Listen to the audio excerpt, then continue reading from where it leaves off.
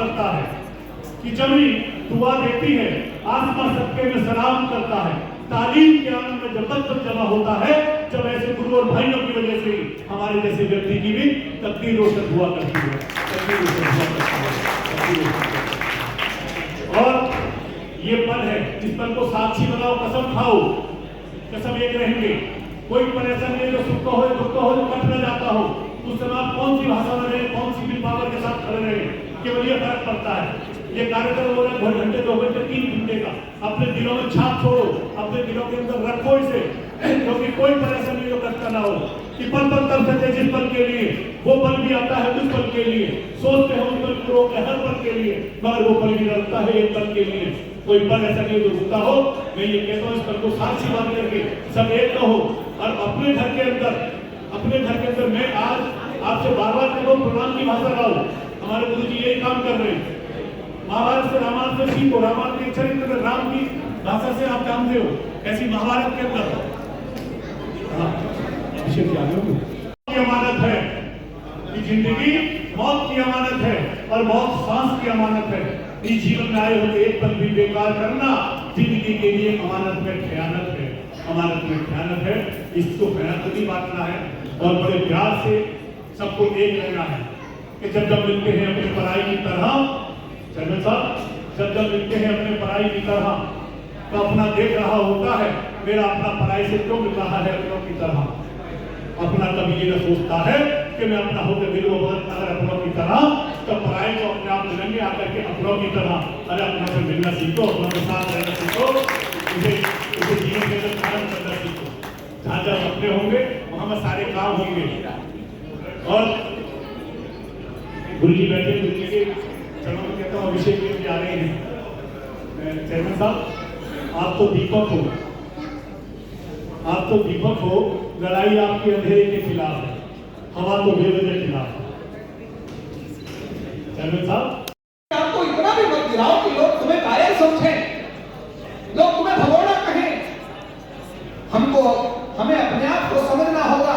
हम वो शक्ति हैं जो आदि गुरु शंकराचार्य भगवान ने कश्मीर से कन्याकुमारी तक और अटक से लेकर के कटक तक चारों दिशाओं में पूर्व पश्चिम उत्तर दक्षिण चतुर्संप्रदाय चतुर आमनाय मठ की स्थापना करी, ताकि पूरा अखंड भारत की हम लोग कल्पना करते हैं। वो आदि गुरु शंकराचार्य भगवान, वो परशुराम भगवान, बहुत कुछ कहने को है, इसलिए मैंने कहा तव तत्त्वं न जानामि असित गिरिसमं स्यात् तज्जलं सिन्धु पात्रे सुरतरुवरसाधाः लेखनी पत्रमूर्तिं लिखति यदि गृहीत्वा शारदा सर्वकालं। यदि साक्षात शारदा सरस्वती भी इस पूरी पृथ्वी को कागज बना करके और समुद्र को एक पात्र बना करके और उसमें ये तमाम पर्वतों को पीस करके शाही बना करके और सुरतरु कल्प वृक्ष की लेखनी बना करके शारदा सरस्वती सर्वदा सर्वकालम हमेशा हमेशा के लिए यदि लिखती रहे, हे महादेव हे परशुराम तदपि तब गुणानामीश पारं नयाति, वो भी आपके गुणों का वर्णन नहीं हो सकता, क्योंकि आप अनिर्वचनीय हैं। सर्वप्रथम मैं आपको भगवान परशुराम के अवतरण दिवस की बहुत शुभकामनाएं देता हूँ, बहुत बधाई देता हूँ। भगवान परशुराम का एक कार्यक्रम हम हर साल आयोजित करते हैं। मुझे भी कई कार्यक्रमों में रहने का सौभाग्य मिला है। मैं आदरणीय सुरेश पचौरी जी को, गोस्वामी जी को बहुत धन्यवाद देता हूँ, साधुवाद देता हूँ कि उन्होंने मुझे आप सबके दर्शन करने का सौभाग्य प्राप्त कराया। परशुराम को लेकर यह सब उनके वक्ताओं ने बहुत विस्तार से बताया। परशुराम जो नाम है वो 2 शब्दों से मिला है, परशु और राम। परशु के बारे में सबने बताया, परशु पराक्रम का प्रतीक है और राम सत्य का प्रतीक है। तो इसका मतलब है कि हम पराक्रम के प्रतीक और सत्य के प्रतीक भगवान परशुराम जी की आज अवतरण दिवस के कार्यक्रम में उपस्थित हुए हैं। मैं मौके पर मैं जरूर करना चाहता हूँ। मैं अभी कोर्ट में, हमारे डिस्ट्रिक्ट कोर्ट में कार्यक्रम हुआ था, बार एसोसिएशन ने किया था भगवान परशुराम जी की जयंती पर, मैं उस कार्यक्रम में उपस्थित था। मैंने वहाँ की ये बात कही कि मैं इस बात को पुनः यहाँ भी दोहराना चाहता हूँ कि हम लोग जो देवता है, महापुरुष है, उसको जाति बंधन में ना बांधे। आज कार्यक्रम में हमारी बहन रजनी जी बैठी हुई है, उमेश भाटी जी बैठे हुए हैं। मैं इन दोनों को साक्षी मानकर ये बात कह रहा हूँ कि जो महापुरुष होते हैं वो सभी जाति के होते हैं और हम सबको उनको मानना चाहिए। आज भगवान परशुराम जी का एक कार्यक्रम है, हर साल ये कार्यक्रम मनाया जाता है।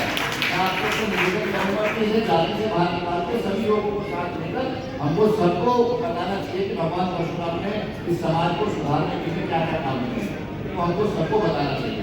मैं इसी प्रकार उसके मैंने कहा था कि महाराणा प्रताप की जयंतियों से जाति में मत बांधिए, उसको राजपूत समाज ही करेगा, उसको सभी समाज मिलकर करें। मैं आप सबसे ये निवेदन, आयोजक मंडल से ये निवेदन मैं जरूर करना चाहता हूँ कि आगे से इस बात का ध्यान रखें। हम लोग भगवान परशुराम जी के आदर्शों को यदि मानेंगे तो अपने परिवार का नाम, अपने समाज का नाम, अपने क्षेत्र का नाम रोशन करेंगे। हमको भगवान परशुराम जी के आदर्शों को मानना चाहिए। किस प्रकार से उन्होंने इस समाज को सुधारने का काम किया, समाज को दशा और दिशा देने का काम किया है। भगवान परशुराम शास्त्र और शस्त्र दोनों के ज्ञाता थे। हमको उनको मानकर आगे बढ़ना चाहिए और अपने जीवन में उसको उतारने का प्रयास करना चाहिए। मैं आप सबसे निवेदन करूंगा कि हम लोग इसी प्रकार एकजुट होकर समाज को मजबूत करें और इस क्षेत्र में अपने परिवार का और क्षेत्र का नाम रोशन करें। बहुत धन्यवाद। जय हिंद, जय भारत। हम लोग किसी न किसी ऋषि परंपरा से हैं, हम लोगों के लिए गर्व करने की बात है। हमारे जो गोत्र हैं वो गोत्र ये दर्शाते हैं कि हम किस ऋषि के कुल में आते हैं, किनके परिवार में थे, किनकी संतति है या किनके शिष्यत्व में आए। ऐसे हम लोग गोत्र से जुड़ते हैं। तो गोत्रों के बारे में आप लोगों को अध्ययन जरूर करना चाहिए कि हमारा जो गोत्र है उन ऋषि का सोसाइटी के लिए, समाज के लिए क्या योगदान है। जो बाकी सब जाते हैं, पूरा समाज आपका सम्मान करता है, वो इसलिए करता है कि आपके बुजुर्गों ने इस समाज को निस्वार्थ भाव से बहुत कुछ दिया।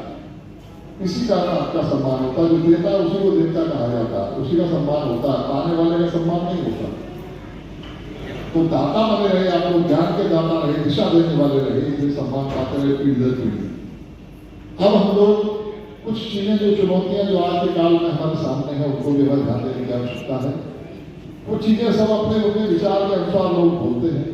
किसी ने सुदामा के बारे में लिखा, तो सुदामा के बारे में चौपाई लिखी, उसका विरोध मैंने बहुत पहले कर दिया था जब मैं युवा था।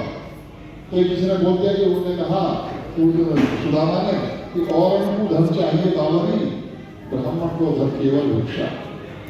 मैंने कहा ये बिल्कुल गलत है, जिसने लिखा है बिल्कुल गलत है। ब्राह्मण का धन भिक्षा हो ही नहीं सकता। ब्राह्मण का धन शिक्षा हो सकता है और भिक्षा नहीं हो सकता। तो इसलिए बहुत सारे विचारक हैं जो अपने अपने विचार के अनुसार देखते हैं। हमारे ब्राह्मणों को बताया गया कि ब्राह्मणों के 6 कर्म हैं: विद्याध्ययन करना, विद्याध्ययन कराना, ज्ञान अर्जित करना, ज्ञान प्रदान करना, यज्ञ करना, यज्ञ कराना, दान लेना, दान देना। ये 6 कर्म ब्राह्मण के हैं। लेकिन एक ऐसा कर्म जो ब्राह्मण हमेशा से करता आया है, जिस भी कालखंड में धर्म पर, समाज पर संकट आया तो ब्राह्मण संवेदनशील ज्यादा है, उसका एंटीना जल्दी चीजों को कैच करता है और बाकी समाज उसकी अपेक्षा भी करता है ये बताया क्या करना है, तो सबसे पहले आगे आता भी। चाहे वो देश की आजादी का प्रश्न रहा हो, उसमें वो आगे आया, या किसी भी कालखंड में हमेशा युद्ध में आगे रहने का कर्म ब्राह्मण समाज ने किया। और हमारे वंशीय क्षत्रियों पर जो राज्य परंपरा आई वो भगवान परशुराम जी की दी हुई आई। क्योंकि कश्यप ऋषि की पत्नी अदिति से सूर्य देव का जन्म हुआ और जब पिता पर राज्य आ गया, जब पिता तो ऋषि ही रहे, उनकी संतान ने शासन किया, सूर्य देव ने शासन किया और सूर्य देव के ही द्वारा जो उनका वंश चला सूर्यवंश, वो सूर्यवंश में आगे भगवान राम हुए हैं। इसलिए भगवान राम ने उनकी पूरी प्रशंसा की है भगवान परशुराम जी की, क्योंकि हम तो आपके ही हैं। वो जानते थे इस बात को, लक्ष्मण बच्चे थे वो नहीं जानते थे, पर भगवान राम जानते थे। पूरी विनम्रता के साथ परशुराम जी के साथ पेश आए। तो ये सब चीजें हम लोगों को ध्यान में आनी चाहिए, अध्ययन में आनी चाहिए, और मैं जानकारी तो होनी चाहिए, लोगों को बताना भी चाहिए। और दूसरे में एक बात और तो है, जब भी ब्राह्मण सभा करो तो केवल ब्राह्मणों को बुलाओ, मुझे कोई दिक्कत नहीं। ब्राह्मण रहे, ब्राह्मण के बारे में चर्चा करें, ब्राह्मण का आगे क्या धर्म है, आगे क्या कर्तव्य है, उसको चर्चा करें, या ब्राह्मण की आज के काल धर्म में क्या जिम्मेदारियां हैं, या ब्राह्मण के सामने आज क्या चुनौतियां हैं, उन पर चर्चा करें। कि आज हमारे बच्चे बच्चियां ऐसे हो गए, उनका सहिष्णुता का अभाव हो रहा है, वे विषय को बर्दाश्त नहीं कर पा रहे, और कुछ ही दिनों में तलाक की नौबत आ जाती है। इन सब बहुत सारे बिल्कुल इन पर विचार कर सकते हैं, लेकिन जब भगवान परशुराम जयंती मनाओ तो सभी बिरादरी के लोगों को बुलाओ, तो भगवान सबके होते हैं, भगवान परशुराम सबके होते हैं। बहुत अच्छी बात है। आप बुराई में आएंगे लोग, आते हैं लोग। हमारा राहुल नागर बैठा है, मुझे कैसा ना मुझे बैठा है, ये मैंने अनुरोध किया था उसको भगवान परशुराम मार्ग घोषित करवा देंगे। सूरतपुर कासना मार्ग को भगवान परशुराम मार्ग, एक बार जोरदार तालियां अपना समर्थन है। ये हमारे जिलाध्यक्ष भी हैं, अपनी बात को कहीं ना कहीं किसी न किसी जगह रखेंगे, और हो सके इस कार्य को आप कराएं, जिससे कि हमारा भगवान परशुराम मार्ग जो है वो पूरे विश्व में इंटरनेट पर, गूगल पर आ सके कि ग्रेटर नोएडा में भगवान परशुराम मार्ग भी है। के साथ मैं अध्यक्ष जी माइक ले रहा हूँ। माफी चाहता हूँ, लेकिन अभी अभिषेक शर्मा जी ने एक बात कही, ब्राह्मणों के अलावा भी सबको धारण करना है। तो मैं आपको बताना चाहूँगा, ये खुशी की बात है कि आज से 2-3 साल पहले डॉक्टर महेश शर्मा जी ने ये बात की थी, और हमने उसको अमल किया, और यहाँ आपके बीच ब्राह्मणों के अलावा और भी है, ये हम शुरुआत कर चुके हैं, ये हम शुरुआत कर चुके हैं। परशुराम जयंती के दिन ब्राह्मणों का कोई भगवान सबके होते हैं, और ये सोच करके हमने सबको आमंत्रित किया है।